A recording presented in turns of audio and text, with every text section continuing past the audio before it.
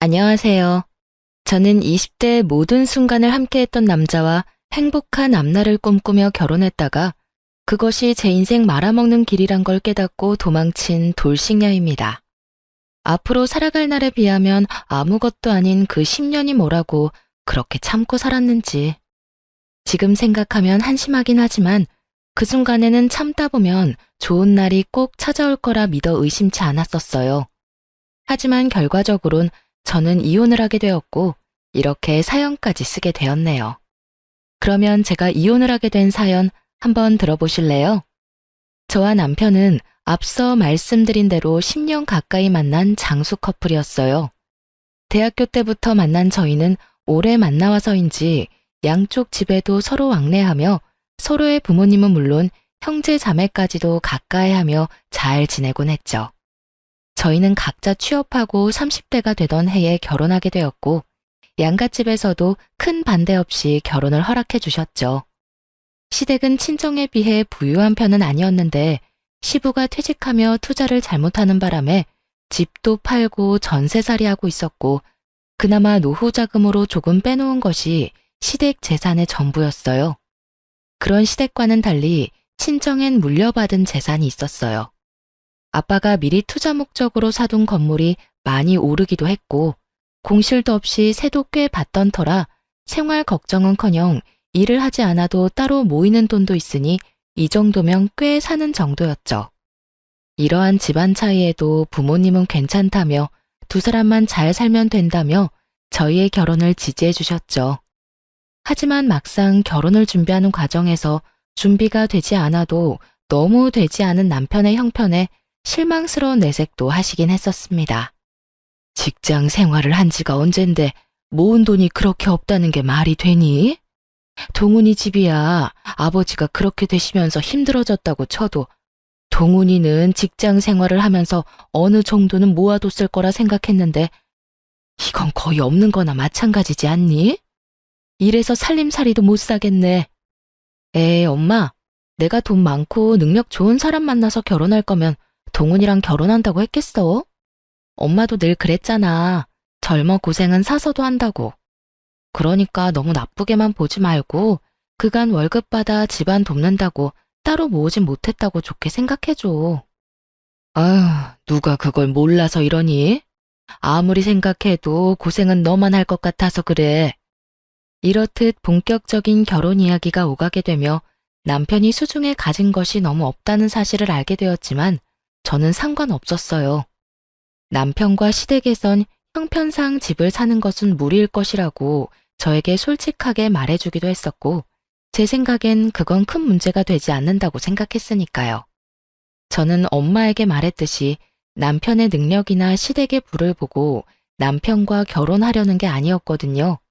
그래서 집안 차이 정도야 대수롭지 않았고 집을 마련할 때도 굳이 어려운 남편이 아닌 상황이 되는 제가 마련하기로 했죠. 그렇게 마련한 집은 아빠의 권유로 제가 20대 중반에 사두었던 소형 아파트에서 신혼을 시작하게 되었죠. 저 덕분에 아들이 돈 한 푼 들이지 않고 자가 아파트에서 살게 되자 시모는 저에게 틈만 나면 이런 말을 하곤 했어요. 아유, 우리 예쁜 아가. 복덩이도 이런 복덩이가 또 없다. 네 덕분에 우리 아들이 집 걱정 없이 편하게 살겠구나. 나는 너희한테 바라는 거 없어. 그저 바란다면 너희가 그저 행복하게 잘 사는 거. 그거 하나 바란단다. 이렇게 저를 지나치게 치켜 세워주며 딱 하나 바라는 것은 저희가 잘 사는 것뿐이라던 시모는 신혼집으로 놀러 올 때마다 이런 말도 더불어 하곤 했어요. 역시 볼 때마다 좋구나. 집도 넓고 전망도 좋고 교통편도 좋고 어디 하나 빠지는 게 없어. 교통편은 좋긴 해요. 덕분에 그이나 저나 출퇴근할 때 편해요. 그렇지? 집값도 많이 오르지 않았니? 네가 처음 이 집 살 때에 비하면 한 2배, 3배 가까이 오르지 않았니? 네? 그게 계산해보진 않아서 자세히는 모르겠네요. 내가 계산해보니 2배는 훌쩍 넘은 것 같더라. 어쩌면 그 나이에 이런 집을 마련할 생각을 했는지 다시 생각해도 넌 복덩이야. 저조차도 알아보지도 계산해보지도 않은 집값을 시모는 시시때때로 계산하고 있는 듯 했고, 그런 시모의 모습이 이상하다 싶긴 했지만 그냥 그런 사람인가 보다 하고 별 대수롭지 않게 생각했어요. 그러던 어느 날부터인가 집에 음식이라든지 장봐둔 재료들이 없어지는 걸 느끼게 되었어요. 자잘하게는 친정에서 받아온 밑반찬부터 시작해 과일, 고기, 얼려둔 생선까지 감쪽같이 없어지는 것이 아니겠어요? 남편이 먹었다기엔 늘 집을 함께 나서고 저녁을 함께 먹기에 그럴 시간이 없었고, 도둑이 들었다고 생각하기엔 음식 위주로 사라지니 참 이상했죠. 그렇다고 제가 착각을 하고 있나 생각하기엔 바로 전날 사다 놓은 소고기부터 돼지고기까지 싹 없어지니 누군가 확실히 훔쳐갔다고 의심할 수밖에 없는 상황이었죠. 전 관리사무소를 찾아가 상황을 설명한 후 엘리베이터 CCTV를 돌려보게 되었고, 도둑의 정체를 알게 된 저는 경악을 금치 못했습니다. 그간 집안의 냉장고를 털어간 범인은 다름 아닌 시모였더라고요. 시모는 우리가 출근한 사이 아무도 없는 집으로 당당하게 들어가 음식들을 퍼나르고 있더군요. 두 눈으로 보고도 믿어지지 않는 상황들을 보며 저는 입을 다물지 못했죠. 저는 알려준 적 없는 비밀번호를 당당하게 누르고 들어간 것을 보니 이런 상황이 일어나게 된 원인은 온전히 남편에게 있었죠. 저는 지체하지 않고 남편에게 전화를 걸었어요. 당신 어머니한테 우리 집 비밀번호 알려드렸어? 저번에 엄마가 반찬 가져다 준다고 좀 알려달라고 하길래 알려줬는데? 왜? 반찬을 가져다 주기는 개뿔. 되려 집안 살림을 거덜내는 것을 전혀 모르는 남편은 영문을 모른다는 듯 이유를 묻더군요. 저는 그런 남편에게 최대한 화를 내지 않으려 노력하며 말을 이어나갔어요. 아니, 얼마 전부터 밑반찬하고 고기, 생선, 과일까지 사다 놓기만 하면 없어지길래 이상하기도 하고 무섭기도 해서 CCTV 봤거든. 그런데 글쎄, 어머님이 우리 없을 때 오셔서 다 가지고 가셨더라고. 그래? 뭐 그러실 수도 있지. 그래서 아까워? 아까운 것보다 조금 황당해서 그렇지. 아무리 어머님이라도 아무도 없는 집에 들어와서 묻지도 않고 다 가져가시는 건 아니지. 당신이 어머님께 잘 말해줘. 다음부터 필요하신 거나 드시고 싶은 거 있으면 연락하시라고. 그리고 아무도 없는 집에 오는 것도 좀 그렇다고 말이야. 그리고 당신도 그래. 집 비밀번호를 나하고 상의도 안 하고 알려드리면 어떻게 해? 당신 혼자 사는 집도 아니고 나도 함께 사는 집이잖아. 나한테 상의 정도는 했어야지. 저는 아무래도 이건 아니다 싶어 아닌 건 아니라고 남편에게 말했고, 남편은 제 말에 득달같이 화를 내며 이렇게 말하더군요. 뭐? 그까짓 거 얼마나 한다고 그딴 말을 전하래. 그리고 우리 엄마가 우리 집에 온다는데 아무도 없든 말든 그게 무슨 상관이야? 당신 지금 당신이 마련한 집에 내가 들어가서 산다고 지금 무시하는 거야? 무슨 사람을 거지로 하나? 우리 엄마가 고기 사 먹을 돈이 없어서 그런 걸 가지고 갔다 이거야 지금? 무슨 말을 그렇게 해? 나는 그런 말이 아니잖아. 아무리 어머님이라고 해도 우리 집에 그렇게 맘대로 왔다 갔다 하는 건 아니니까 잘 전해달라는 말이잖아. 음식도 어머님이 돈이 없어서 그렇다는 게 아니라 나도 다 필요해서 사다 놓은 건데 어머님이 그렇게 말도 안 하고 가지고 가면 내 입장에선 곤란하다고 말하는 거야. 왜 이런 말을 집 이야기로 받아들여? 당신 지금 너무 베베 꼬인 거 알지? 됐고. 당신 말대로 집에 아무도 없을 때 오지 말라고 할 테니까 끊어. 나 일해야 해. 지금 화내야 할 사람이 누구인데 누가 화를 내는 것인지 모르겠더라고요. 상의 한마디도 없이 집 비밀번호를 알려준 것도 화가 머리끝까지 날 일인데, 자신의 엄마가 집 냉장고를 털어갔다는 이야기를 듣고도 저에게 저리도 당당할 수가 있는지 도저히 이해되지 않기도 했고요. 남편의 적반하장인 태도에 저 역시 화가 더욱 끌어올랐고, 남편이 돌아오면 진지하게 이야기를 나눠봐야겠다고 생각하고 있었어요. 그런데 막상 퇴근하고 돌아온 남편은 통화할 때와는 전혀 다른 모습으로 저에게 사과를 하기 시작하더군요. 여보, 아까는 내가 미안해. 회사에서 좀 안 좋은 일이 있었는데 당신한테 그런 말까지 들으니까 괜한 자격지심에 말이 나쁘게 나가버렸어. 우리 엄마가 잘못한 일이 분명한데 내가 미안해. 그리고 비밀번호도 당신한테 아무 말도 하지 않고 알려줘서 미안. 나는 그냥 엄마가 반찬 만들어서 냉장에 넣어두고 간다고 하니까 대수롭지 않게 생각하고 그냥 알려줬던 거지 다른 뜻은 없었어. 저렇게 저자세로 나오니 잔뜩 화가 났던 마음이 조금 풀리더군요. 무엇보다 회사에 있는 사람한테 전화로 그런 이야기를 했다는 것이 마음에 걸리기도 했고요. 여보, 당신 마음 잘 알겠어. 나도 당신 회사에 있는 시간에 집안일로 전화해서 미안해. 앞으론 이런 일로 얼굴 붉히는 일 없도록 신경 써줘. 나도 다른 건 몰라도 회사에 있을 땐 이런 일로 전화하진 않을 테니까. 알겠어. 엄마한테 앞으로 집에 마음대로 오는 건 자제해달라고 좋게 이야기할게. 당신 곤란하지 않도록 잘 이야기할 테니까 이제 걱정하지 마. 이 사건 이후 남편이 말을 잘하긴 했는지 시모가 아무도 없는 집에 오는 일은 없었어요. 그런데 주말처럼 우리가 쉬고 있을 때 집으로 오는 날이 잦아졌고 그럴 때마다 음식을 대신해 아예 다른 걸 사달라고 부탁하더군요. 어느 날은 누가 봐도 티나게 억지 장기침을 하더니 공기청정기가 없어 그렇다며 하루 종일 기침을 해대는 바람에 공기청정기를 사드렸고 어느 날은 우리 집 TV가 크고 좋다고 하며 하루 종일 TV 타령을 하는 바람에 남편이 결국 TV를 바꿔준다고 하고 나서야 집으로 돌아가더군요. 무슨 5살짜리 애도 아니고 갖고 싶다고 떼쓰는 모양새와 다름이 없었고 올 때마다 한두 푼짜리도 아닌 가전제품들을 뜯어내니 시모의 방문이 무서울 지경이더군요. 그렇다고 해서 딱 잘라 안 된다고 하기에도 좀 그런 상황이었고요. 하지만 어느 날은 또 집으로 놀러와 세탁실에 있는 세탁기와 건조기를 만지며 참 좋다고 하는데 정말 이건 아니다 싶더군요.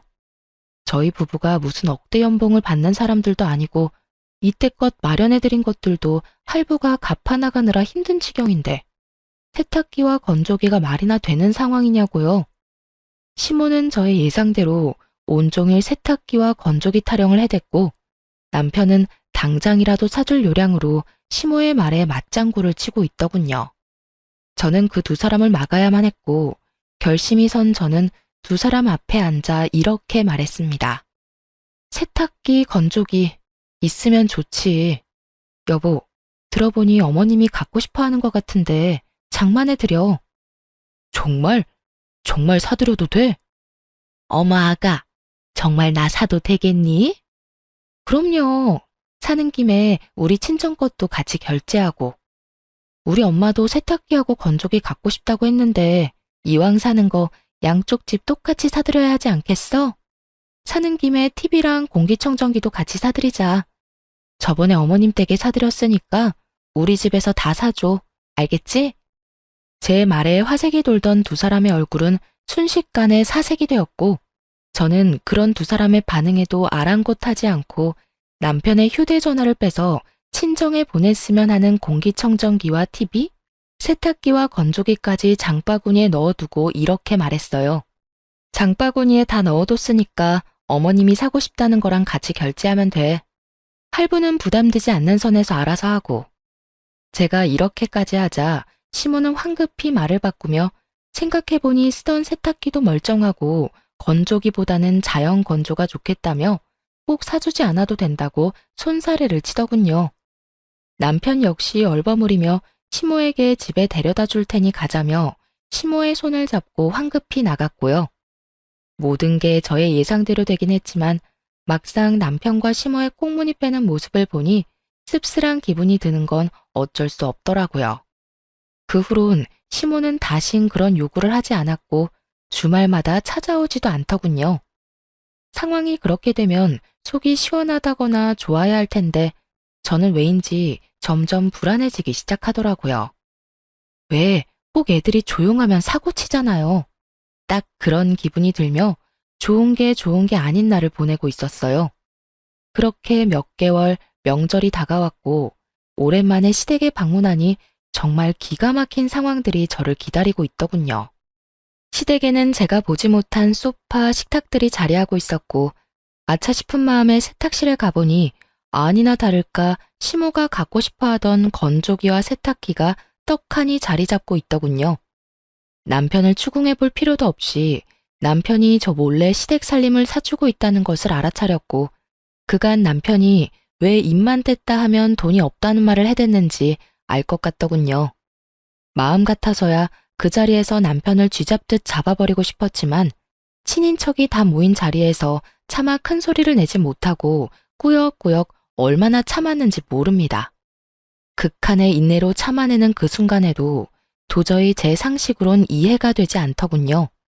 저희 친정은 제가 용돈을 드린다고 해도 저희 월급이라고 해봤자 뻔한데 본인들은 신경 쓰지 말고 저희 두 사람이나 잘 살라고 하는 판국인데요. 아무리 시댁이 힘들다고 하더라도 매번 한두 푼짜리도 아니고 저렇게 비싼 가전가구를 양심도 없이 사달라고 하는지 정말 이해가 되질 않았어요. 그것뿐이겠어요. 사달라는 사람이나 그렇다고 사주는 사람이나 이해되지 않는 것은 매한가지였어요. 저의 입은 굳게 닫혀 있었지만 급격하게 굳어지는 표정은 숨길 수 없었죠. 남편 역시 이런 제 심정을 알아챘는지 눈알이 빠지게 제 눈치만을 살피고 있더군요. 그렇게 화를 참아내는 사이 친정으로 가는 날이 되고 어른들에게 인사를 드리고 현관문을 나서는 순간 저는 듣고야 말았습니다. 아들, 이번 달에 준 용돈 벌써 다 써버렸어. 명절도 있고 해서 돈 나갈 때가 많지 뭐야. 그래서 말인데 용돈 좀 더 붙여주면 안 될까? 이건 또 무슨 말인가 싶더군요. 용돈이라니 저는 전혀 몰랐던 사실이었거든요. 눈을 반짝이며 돈을 요구하는 시모의 모습에 남편은 당황한 표정으로 나중에 이야기하자곤 하곤 황급히 저를 끌고 시댁을 벗어나더군요. 차에 타자마자 저는 참았던 말들을 토해내기 시작했어요. 아까 어머님 말 무슨 말이야? 설마 나 몰래 용돈 보내고 있었어? 그게 부모님이 힘들다고 하길래 결혼하기 전까지 드리던 용돈이 있는데 갑자기 뚝 끊으니까 많이 힘드신 모양이더라고. 그래서 조금 보태드리고 있었어. 당신이 화낼까봐 말 못했어. 미안해. 나한테 정말 미안한 마음이 있긴 해. 아까 보니까 소파, 식탁도 새 것이고 세탁기, 건조기도 저번에 어머님이 갖고 싶어 하던 모델이던데 그것도 당신이 다 사준 거 아니야? 맞아. 너무 갖고 싶어 하니까 모른 척하기도 그랬어. 그걸 말이라고 해? 우린 돈 안 모아? 우리가 무슨 억대 연봉 받는 사람들도 아니고 그렇게 버는 족족 시댁에 다 갖다 바치면 우리는 언제 모아서 언제 애를 낳아? 당신이 번 돈으로 당신 집 돕는 것까지 잘못됐다는 게 아니잖아. 적당히 해야지 적당히. 가전, 가구 다 카드로 샀을 거고 그 할부 갚아나가면서 용돈까지 주면 당신 월급에서 남는 게 있긴 해? 이래서 돈 관리는 따로 하자고 그랬어? 저는 참았던 울분을 쏟아냈고 남편은 입 꼭 다물고 반성을 해도 모자란 판국에 저에게 더욱 화를 내기 시작하더군요. 아니, 넌 우리 집이 불쌍하지도 않냐? 너네 집은 잘 살아서 좋은 집에서 좋은 가구에 떵떵거리면서 살지만 우리 집은 그렇지도 않잖아. 그래서 그런 우리 부모님은 좋은 거 좀 쓰면서 편히 살라고 사줬어. 용돈도 그래. 내 동생이 능력이 되는 것도 아니고 우리 집은 그래도 능력이 되잖아. 능력되는 자식이 부모 좀 도와주겠다는데 그게 그렇게나 잘못한 일이야? 말이야 바른 말이지. 남편이 무슨 능력이 되는 자식인가요? 집도 제 명의, 적금도 저 혼자 드는 적금만 있는데요. 남편의 꼬라지를 보아하니 아마 가전 가구도 신용카드로 결제한 게 틀림없었죠. 땡전 한 푼 없는 빚쟁이가 저리도 큰 소리를 치는 꼴을 보니 참 한심하기 그지없더군요. 지난 10년 세월 동안 왜 저딴 놈인지 몰랐는지 제가 한탄스럽기도 하고요. 그렇게 한참 친정으로 가는 내내 저흰 차 안에서 크게 싸웠고 친정 앞에 도착하자 남편은 저만 내려둔 채 혼자 차를 몰고 가버리더군요. 연애할 때부터 화가 나면 혼자 화를 가라앉히는 것이 남편의 루틴이긴 했지만 명절에, 그것도 결혼하고 처음 맞이한 명절에 저딴 식으로 행동하니 어이가 없더라고요. 이미 가버린 사람 끌고 올 수도 없는 노릇이고 어쩔 수 없이 혼자 친정집에 들어갔어요. 남편은 그래도 신경이 쓰이긴 했는지 부모님께 전화를 걸어 회사 일이 너무 바빠 저를 집 앞에 내려다주고 바로 회사로 왔다며 죄송하다는 말을 해놓긴 했더라고요. 그나마 친정 부모님껜 큰 걱정 끼치지 않고 명절을 마무리할 수 있었죠. 그때쯤 되자 저의 마음은 이미 제 생각보다 많이 상해버린 후였고 매번 시댁 일 때문에 큰 소리가 나는 것도 점점 지쳐가더군요. 그 후 남편과 화해 비슷한 걸 시도하긴 했지만 명확히 해결된 것은 없었고 그저 표면적으로 화해를 했을 뿐 저희는 꼭 필요한 말만 주고받는 대면대면한 사이가 되어가고 있었습니다. 그렇게 저의 마음이 상해가던 어느 날 회사에서 일을 하고 있는데 갑작스럽게 고열이 나기 시작하더니 기운이 하나도 없더라고요. 그래서 급하게 오후 반차를 쓰고 병원에 들렀다가 오후 2시에 집에 도착했어요. 그런데 현관에 남편 신발이 떡하니 보이는 거 아니겠어요? 설마 했는데 집에서 컴퓨터를 하고 있는 남편과 마주치게 되었죠. 분명 아침에 저와 함께 출근을 했던 남편인데 집에 있으니 무슨 일인가 싶더군요. 처음엔 저처럼 몸이 좋지 않은가 싶기도 했지만 저를 발견하고 화들짝 놀라는 남편의 모습에 수상함을 느끼고 남편을 추궁하기 시작했죠. 당신 왜 집에 있어?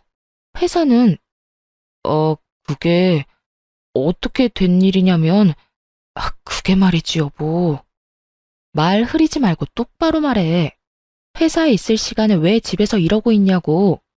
꼴을 보니 방금 온 것도 아닌 것 같고. 똑바로 말 못해? 저의 추궁에 남편은 한참을 망설이더니 충격적인 사실을 털어놓기 시작했어요. 그게 사실은 회사 그만둔 지 며칠 됐어. 아니, 강 과장 그 자식이 하루가 멀다고 날 못 살게 굴잖아. 그래서 좀 들이박았더니 그 뒤로는 날 더 심하게 들들 볶아서 도저히 못 참겠더라고. 그래서 그냥 그만둬 버렸어. 뭐? 고작 그런 일로 회사를 그만둬? 당신이 무슨 애도 아니고 직장 상사가 싫은 소리 좀 했다고 회사를 관두면 어떻게 해? 아니, 애초에 퇴사하기 전에 나하고 상의 정도는 했어야지. 당신 나하고 결혼한 거 잊었어? 당신이 우리 집 가장인 거 잊었냐고. 나도 당신한테 말하고 싶었지. 그런데 당신도 알다시피 요즘 우리 좀 그랬잖아. 그래서 입이 안 떨어지더라고. 이것까지만 해도 머리끝까지 화가 나는데 남편은 눈치도 없이 제 화를 폭발시키고야 마는 말을 짓거리기 시작했어요. 이왕 다 온 김에 당신이 우리 집에 용돈 좀 주면 안 될까? 당신도 다 알잖아. 내가 우리 집에 용돈 주고 있던 거. 아직 회사 그만둔 거 말 못해서 용돈은 줘야 할 것 같은데 당신이 좀 주라. 나 요즘 재취업 준비하고 있으니까 금방 취업할 수 있을 거야. 그러니까 길어도 2달 정도만 당신이 좀 부담해줘. 너 진짜 제정신이야? 용돈 같은 소리 안 해 진짜. 지금 우리 생활이 다 무너지게 생겼는데 당신은 이 와중에 당신 집 용돈 걱정이나 하고 있어? 이게 무슨 말도 안 되는 소리야 도대체. 쓸데없는 소리 하지 말고 당신 집에 당장 용돈 못 준다고 해. 회사도 그만뒀다고 이실직고 하고. 그래야 당신 집에서 당신한테 뭐 사달라는 말 따윈 안 할 거 아니야. 저는 결국 폭발하고야 말았고 남편은 그렇게까지 화를 내는 저를 처음 봤었기에 고개를 푹 숙이고 작은 목소리로 이렇게 말하더군요. 알겠어. 당신 뜻대로 할게. 그런데 우리 집에 말하는 건 조금만 기다려줘. 정말 입이 안 떨어져서 그래. 조만간 꼭 말할게. 꼭 말해. 알겠어? 그리고 퇴직금 받았지? 그거 다 내놔. 당신한테 뒀다간 그거마저도 어디에 어떻게 쓸지 믿을 수가 없으니까. 알겠어. 정말 이때쯤엔 이혼하고 싶은 마음이야 굴뚝이었지만 그간 함께한 세월이 뭔지. 남편이 힘든 시기에 이 사람을 버린다는 것이 생각처럼 쉽지 않았고 무엇보다 그때까진 남편을 사랑하는 마음이 남아 이런 힘든 시기도 다 지나겠지 하며 애써 이혼에 대한 마음을 억눌렀죠. 그나마 다행인 것은 남편은 퇴직금의 일부로 카드값을 다 갚은 뒤였고 남은 퇴직금으로 한동안은 생활이 가능했던 터라 남편이 자신이 뱉은 대로 빨리 취업만 한다면 큰 어려움이 없는 상황이었죠.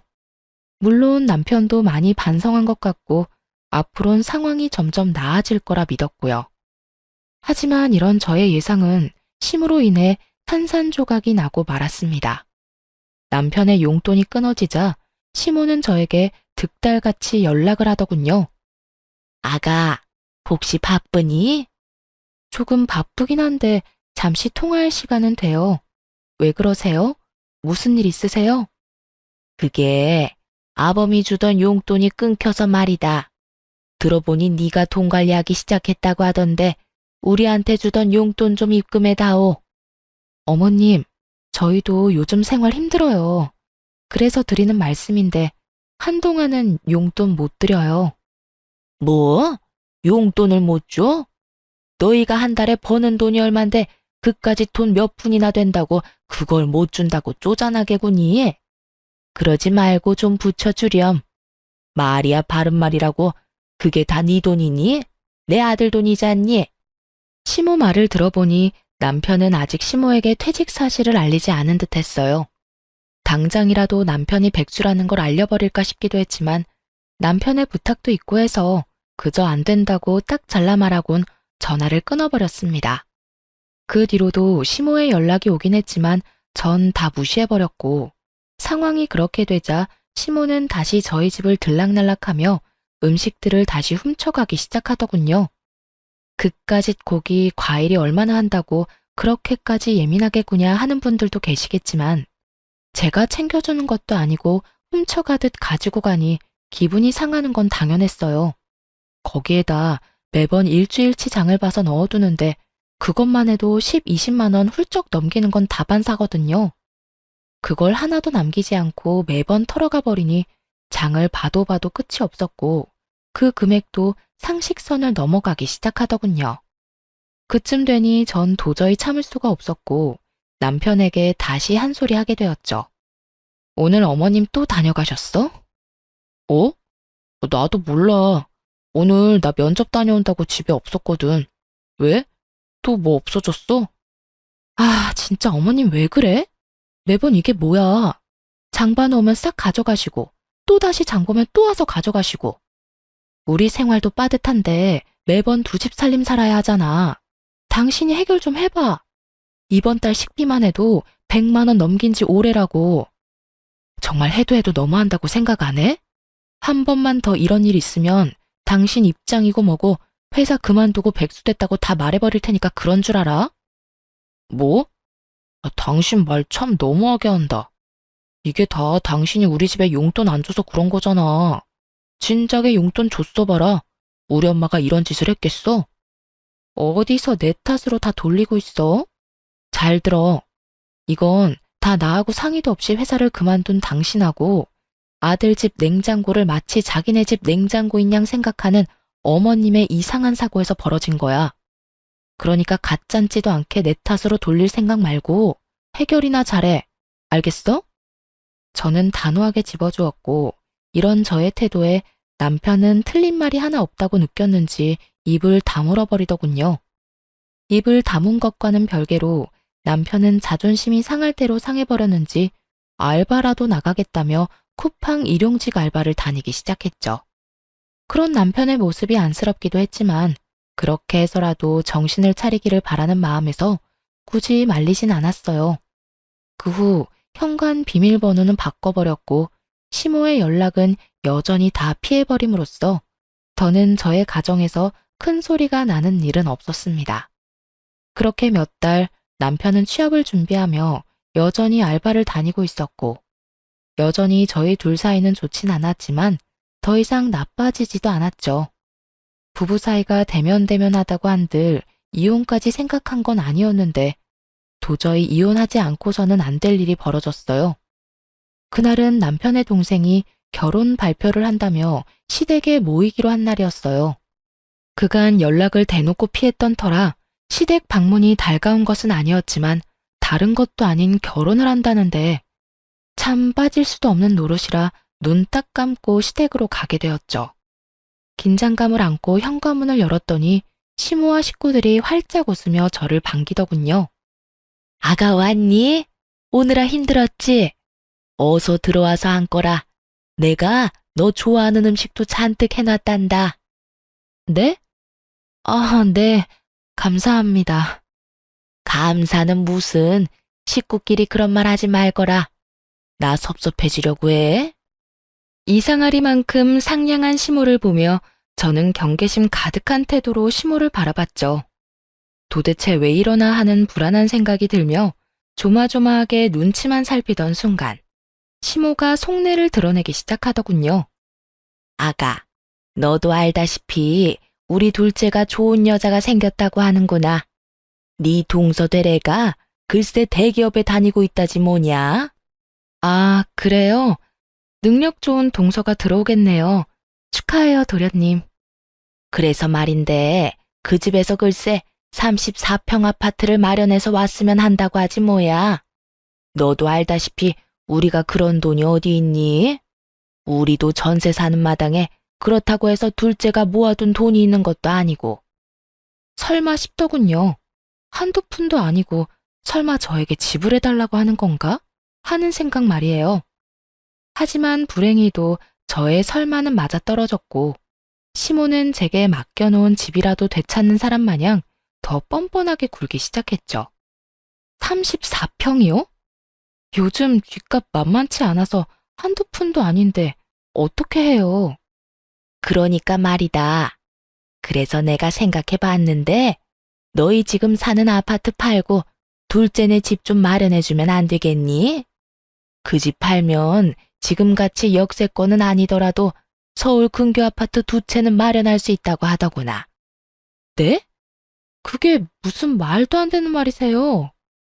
말이 안 되긴 뭐가 말이 안 된다고 그러는 거니? 잘 생각해봐라. 지금 네가 우리 둘째 안 도와줘서 대기업 다니는 여자랑 헤어지게 되면 한평생 우리 식구가 어쩔 수 없이 널 원망할 수밖에 없을 텐데. 너도 그 원망 평생을 듣고 살 바엔 그깟 아파트 팔아서 집 마련해주는 게 더 좋지 않겠어? 그리고 그냥 달라는 말도 아니다. 명색의 대기업 다니는 앤데 연봉이 오죽 높겠어? 우리 둘째가 어련히 다 갚을 거야. 그러니까 좋은 일 한다고 생각하고 좀 도와주렴. 내 말 알아들었지? 이 무슨 개떡 같은 말인지 모르겠더라고요. 만약 결혼을 못하게 된다면 그건 애초에 장가갈 돈 마련도 못한 도련님 탓이지. 그게 왜 제 탓이며 왜 한평생 제가 그 원망을 들어야 하나요? 그리고 누가 그 원망을 가만히 듣고 산다는 것인지 참 어이가 없더군요. 무조건 제가 다 해줄 거라 믿어 의심치 않는 시모를 보며 이렇게 말했어요. 어머님, 저는 그렇게 하기 싫어요. 34평 아파트 마련 못해서 결혼을 못하게 되면 그건 돈 한 푼 모으지 않은 도련님 탓이지 그게 왜 제 탓인가요? 그리고 어머님이 저한테 아파트 맡겨놓으셨어요? 왜 제 아파트 가지고 어머님이 팔아라 말아라 명령이신지 저는 도무지 알 수가 없네요. 뭐?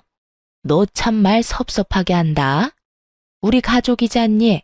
가족끼리 다 나누고 사는 거지. 그렇게 선 그어가며 살면 못 쓴다. 어머님, 저는 저희 친정 식구들끼리도 다 나누고 살진 않아서요. 지금 사는 집 처음 분양받았을 때 아빠가 주신 돈도 저 한 푼도 빼지 않고 다 갚았고요. 그 뒤로 저희 부모님은 저 힘들까봐 제가 주는 용돈은 받지도 않으세요. 그런데 제가 왜 친정에도 주지 않는 도움을 시댁에 줘야 하는지 모르겠네요. 그래서 정말 못 도와준다, 이 말이니? 네, 저는 절대로 못 도와드려요. 시댁에서 저에게 집을 맡겨둔 것도 아니고 부탁하는 주제에 당당한 것도 황당한데 제가 도와줄 것이 당연하다는 듯 몰고 가는 시모의 태도에 저는 더욱 화가 나더군요. 거기에다 더욱 화가 나는 것은 남편의 태도였어요. 시종일관 말도 안 되는 소리를 짓거려대는 시모의 말엔 가만히 있던 남편놈은 제가 단호하게 안 된다고 하자 득달같이 화를 내며 달려드는 것이 아니겠어요? 당신 정말 너무한다. 그까지 집 좀 팔면 되는 거지. 그게 뭐가 힘들다고 엄마가 저렇게까지 말하는데 딱 잘라서 안 된다고 해? 그까지 집? 당신이 그까짓이라고 말할 상황이 된다고 생각해? 제발 말하기 전에 당신 상황이나 되돌아봐.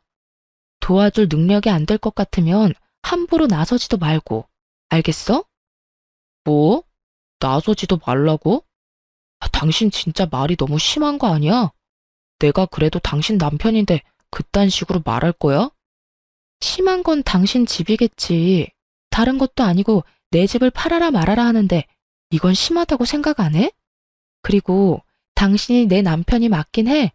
어떻게 남편이란 사람이 이런 상황에서 내 편을 들기는커녕 두 팔이 모자라게 당신 집만 감싸고 돌 수가 있어. 누가 봐도 말도 안 되는 요구를 하는 이 상황에서. 저와 남편은 시댁 식구가 있는 앞에서 언성을 높이며 싸우기 시작했고, 그런 저를 보던 시모는 저에게 삿대질하며 소리를 지르기 시작했어요. 이런 너같이 버릇없는 년은 생전 처음 본다. 여기가 어디라고 감히 내 아들한테 그딴 식으로 말하는 것도 모자라 고함을 질러대? 니까짓 게 뭐라고 내 아들한테 그딴 식으로 구냐 이 말이다. 년이라니요. 제가 뭘 잘못했다고 욕까지 들어먹어야 하나요? 욕먹을 하니까 욕먹는 거겠지. 내가 미쳤다고 멀쩡한 사람한테 욕이나 하겠어?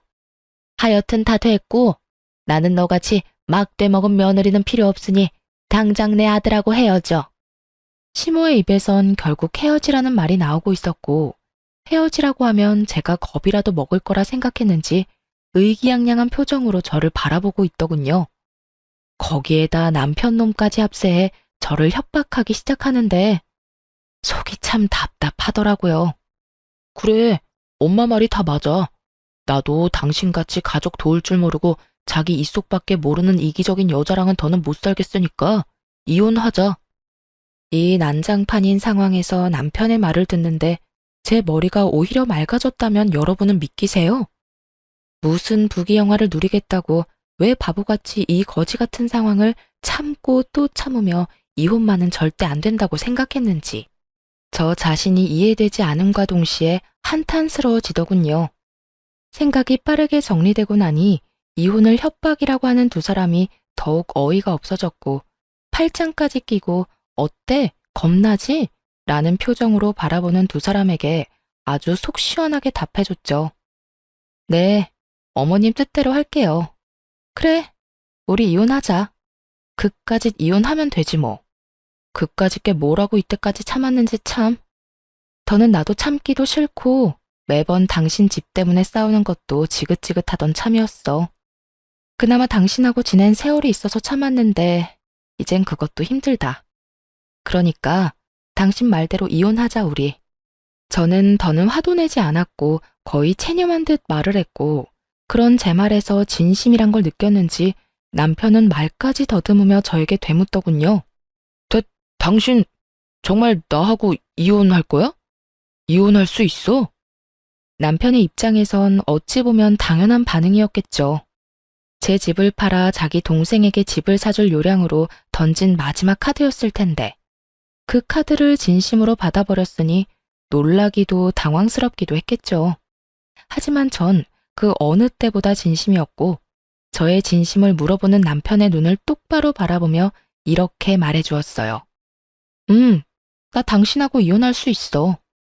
당신도 알잖아. 나 허튼 소리 하는 사람 아니라는 거. 특히나 이혼같이 중요한 문제는 더욱 그렇고. 남편의 저의 확고한 대답에 이건 아니라는 표정으로 고개를 숙였고 그런 저를 보며 시모는 기가 찬다는 듯 헛웃음을 뱉어내더군요. 참 차라리 잘 됐어. 집 있는 게 무슨 유세라고 콧대 높게 구는 꼴이 보기 싫었는데 잘 됐지 뭐. 아들, 이참에 그냥 이혼해. 엄마는 정말 저런 며느리 싫다. 더는 꼴도 보기 싫어. 저 역시 어머님 꼴도 보기 싫었는데 참 잘 됐네요. 당신 들었지? 어머님 소원이라는데 질질 끌지 말고 깔끔하게 이혼해줘. 괜히 소송 같은 거에서 그렇지 않아도 없는 살림에 괜한 돈 쓰지 말고 말이야. 이거 봐라. 내가 이러니까 네가 싫다는 거야. 아들, 당장 이혼해. 당장 이혼하고 네 동생 집값은 네가 대출받아서 좀 보태주렴.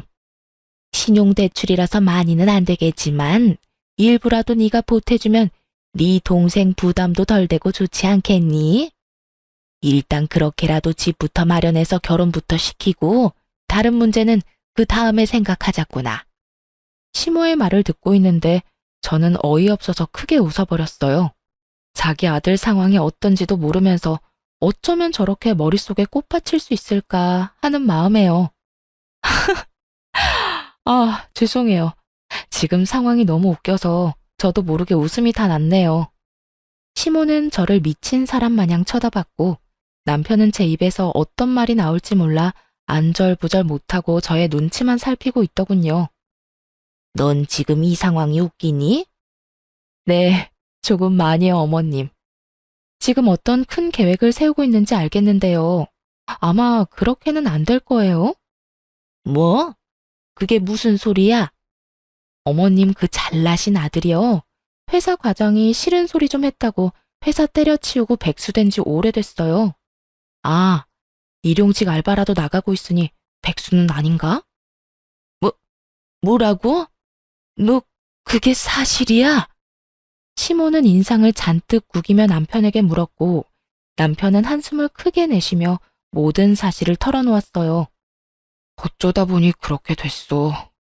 그러면 우리 둘째 집은? 결혼은? 넌 왜 진작 엄마한테 아무 말도 안 한 거야? 아니, 그리고 회사까지 그만둔 마당에 넌 뭘 믿고 이혼을 하자고 말한 거야? 그거야. 엄마가 먼저 헤어지라고 하니까 나도 홧김에 그런 거지. 그리고 누가 진짜 이혼하자고 할 줄 알았나? 그야말로 오합지졸이 따로 없더군요. 한심해서 저를 몰아세울 때는 언제고 이젠 서로 잘못했다고 따지고 드는 꼴이라니. 정말 볼만하더라고요. 그렇게 한참을 옥신각신하던 두 사람은 아무리 생각해도 제가 가진 집밖에 답이 없다 싶었는지 제 눈치를 급하게 살피기 시작했고 구질구질하게 매달리기 전에 전 최후의 한 방을 날려버렸습니다. 이제 와서 제 눈치 살펴도 소용없고요. 저 사람이 일용직으로 일하는 회사가 그래도 큰 회사니까 대출이라도 알아보세요. 일용직이라 원하시는 만큼 금액이 나올지는 모르겠지만요. 그럼 저는 가볼게요. 저는 그렇게 자리에서 일어났고 남편은 제 바짓가랑이를 붙잡고 매달리기 시작하더군요. 여보, 이렇게 가면 어떻게 해? 우리가 함께한 세월이 얼만데 정말 이렇게 헤어질 거야? 너 치매 걸렸니? 먼저 이혼 이야기 꺼낸 건 내가 아니라 너야. 난 네가 하자고 하니까 알겠다고 했을 뿐이고. 그거야, 당신도 잘 알잖아. 정말 당신하고 이혼하려고 그런 게 아니라 그냥 당신 겁이나 주려고 그랬던 거. 의도가 어찌됐든 간에 당신이 먼저 이혼하자고 했고 나 역시 그 의견에 동의했어. 이게 지금 우리 상황이고 당신이 뭐라고 나를 붙잡던 그 상황은 변하지 않을 거야. 그러니까 그런 줄 알고 이혼이나 준비해. 저는 끝까지 매달리는 남편을 매몰차게 뿌리치고 집으로 돌아와 버렸고 집으로 돌아오자마자 남편의 짐을 킥으로 시댁에 보내버렸어요. 짐을 싸는 순간 지난 10년의 세월이 떠올라 얼마나 울었는지 모릅니다. 결혼 생활이 거지 같았기에 그렇지 연애하는 내내 참 행복했거든요. 그 행복하던 모든 순간도 결국 이혼이란 이름 아래 다신 떠올리기도 싫은 기억이 되어버렸지만요. 어찌되었든 전 마음을 다잡고 이혼을 진행했고 남편은 소송할 돈도 없는지 순순히 이혼 절차를 밟아주더군요. 이혼을 하며 위자료는 많이 받진 못했지만 그때라도 그 구렁텅이에서 빠져나왔다는 것을 위안 삼기로 했습니다. 저의 이혼으로 인해 당연히 그 잘난 시동생의 결혼은 없던 일이 되었고 쿠팡 알바 벌이만 믿고 전 시댁에 저 몰래 또다시 용돈을 퍼줬던 전 남편은 땡전 한 푼이 없어 대출까지 받아 위자료를 주게 되었어요. 그 덕에 오갈 데도 없는 빚쟁이 신세가 되어 전 시댁으로 돌아가게 되었고요. 이혼이 확정되던 날 전 시모가 다 죽어가는 목소리로 전화가 왔더군요. 무슨 일이세요? 더는 통화할 일 없는 것 같은데요. 아가, 그러지 말고 다시 한번 생각해보면 안 되겠니? 이제 와서 생각해보니 내가 도대체 무슨 짓을 했는가 싶더구나. 너 같은 복덩이한테 내가 감사한 줄도 모르고 그간 너무 심했다 싶어. 왜요? 백수의 빚쟁이까지 된 아들 데리고 살려니까 앞날이 캄캄하세요? 그래서 이제 와서 저한테 이렇게 용서를 구하시는 거예요? 꼭 그래서 그런 게 아니라 너희 둘 서로 많이 사랑했지 않니? 괜히 내가 너희 사이를 갈라놓은 것 같아서 마음이 편치 않아서 그래. 그러니까 다시 한 번만 생각해보면 안 되겠니? 내가 이렇게 용서를 구하마. 전시모는 떨리는 목소리로 잘못을 뉘우쳤다며 제발 한 번만 용서해달라고 굽신거렸어요. 더는 대꾸할 가치도 없다고 느낀 저는 그대로 전화를 끊어버렸고요. 끊어버린 후에 바로 차단까지 해버렸어요. 그 후론 연락이 닿는 일은 없었고 전 남편도 저를 찾아오거나 하진 않더군요. 그렇게 질기고도 구질구질한 인연이 끝난 후 저는 누구보다 잘 지내고 있습니다. 전 시모의 말대로 아파트 값이 많이 오른 저의 첫 집은 시세에 맞게 잘 처분해 큰 이익을 남겼고 집을 판 돈으로 회사에선 좀 멀긴 하지만 오랜 저의 로망이었던 주택을 매매했네요. 요즘 혼자 사는 재미를 제대로 느끼고 있어요. 주말이 되면 마당 정원 꾸미는 맛에 푹 빠져 시간 가는 줄 모르고 살고 있거든요. 노동을 하면 잡생각이 들지 않은 점이 좋기도 하고 다 하고 나면 몸도 마음도 뿌듯할 만큼 멋지게 변해 있는 정원에 보는 재미도 있고요. 더없이 좋은 취미 생활이라고 생각이 드네요. 저에게 잘 맞기도 하고요. 전 남편과 함께 했던 세월이 길었던 만큼 정신적 스트레스가 아예 없었던 건 아니었어요. 당할 만큼 당했고 질릴 만큼 질렸기에 힘들지 않을 거라 생각했는데 현실은 그렇지 않더라고요. 때때로 좋았던 기억이 떠오르기도 하고 벅차게 행복했던 기억이 떠오르기도 하고요. 그렇다고 해서 후회는 하지 않으니 좋았던 건 좋았던 대로 두면 언젠가는 무뎌질 거라 생각하고 있어요. 그리고 생활이 안정되고 혼자 된 생활에 적응하고 나니 진작 이혼할 것을 왜 꾸역꾸역 참고 살았나 싶은 생각이 들기도 하고요. 이 정도면 꽤 만족스러운 이혼 후기 아닐까요? 이로써 저의 긴 사연은 끝이 났습니다. 제 사연 들어주신 모든 분들 감사합니다.